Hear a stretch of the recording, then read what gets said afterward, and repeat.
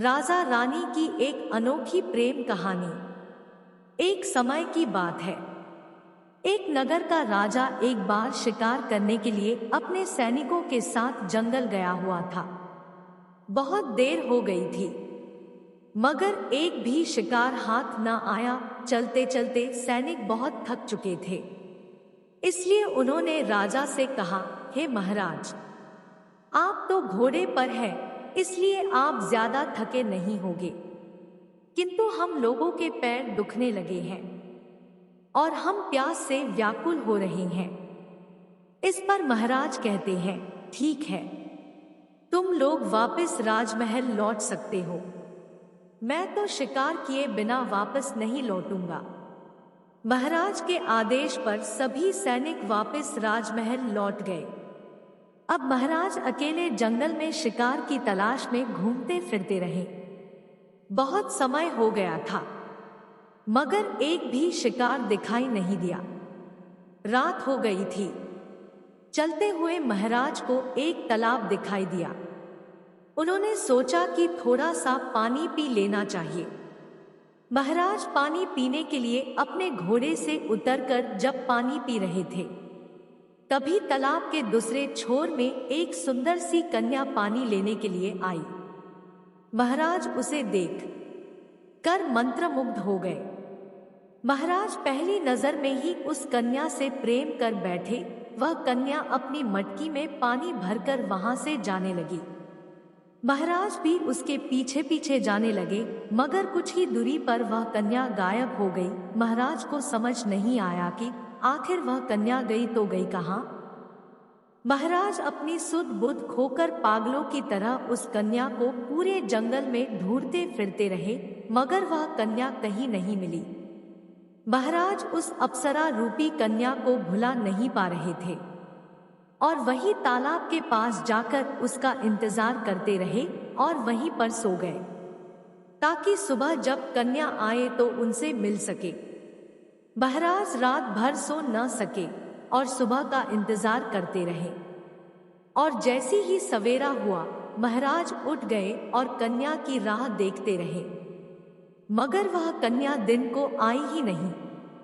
महाराज सोचने लगे कि शायद वह कन्या शाम को ही आती होगी, इसलिए उन्होंने प्रतीक्षा करने की सोची। और जब शाम हुई तब वह कन्या पानी लेने के लिए उस तालाब की ओर आई और पानी भरने लगी। उसे देख महाराज जल्दी से उसके पास चले गए और कहा, हे अप्सरा रूपी कन्या, तुम कौन हो? कहाँ से आई हो? कन्या कुछ नहीं बोली। महाराज दोबारा उससे पूछते हैं, फिर भी कन्या चुपचाप पानी भरकर वहां से चली जाती है। रोज इसी तरह से महाराज वहीं पर रहकर उस कन्या से उसका नाम पूछते, मगर कन्या जवाब न देती। एक दिन राजकुमारी रात के पहले ही अपना चेहरा ढककर पानी लेने के लिए तालाब आती है। उस दिन महाराज गुस्से में आकर उस कन्या के नजदीक चला जाता है और कहता है, हे अप्सरा रूपी कन्या, मैं आपके प्रेम में विवश होकर कई दिनों से इस जंगल में भटक रहा हूँ। अब तो अपना नाम बता दीजिए। मैं तुमसे बेइंतहा प्रेम करता हूँ, आपसे विवाह कर अपने महल की रानी बनाना चाहता हूँ। हमेशा की तरह कन्या कुछ न कहकर अपने कुटिया की ओर जाने लगती है। तभी महाराज उसके हाथ को पकड़कर उसके चेहरे से नकाब को हटा देता है, जिससे उसकी बदसूरती दिख जाती है। यह देख राजा चौंक जाता है। फिर भी राजा उससे उतना ही प्रेम करता है और उस कन्या से कहता है, हे अप्सरा रूपी कन्या, तुम्हारे इस चेहरे का राज क्या है? मुझे तो मालूम नहीं।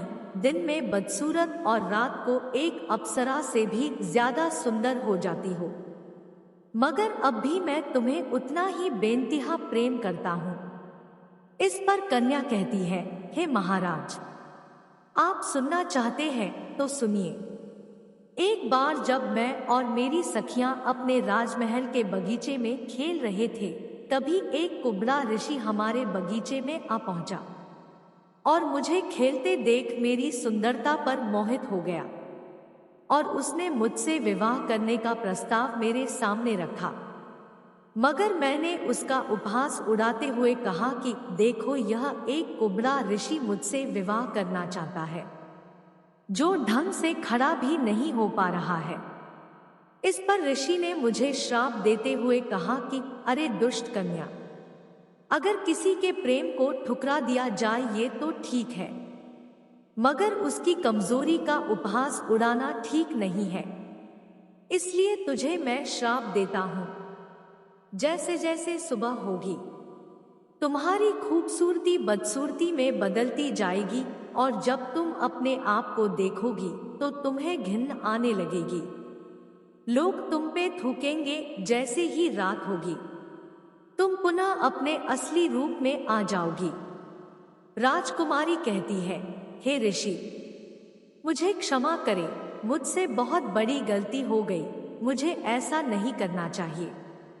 यह कहते हुए राजकुमारी उसके पैरों में गिर जाती है और बार बार क्षमा याचना करती है। इस पर ऋषि को दया आ जाती है और कहते हैं, तो ठीक है कन्या, जब कोई राजकुमार तुम्हें तुम्हारी इस अवस्था में भी प्रेम करे तो तुम्हारा यह श्राप टूट जाएगा।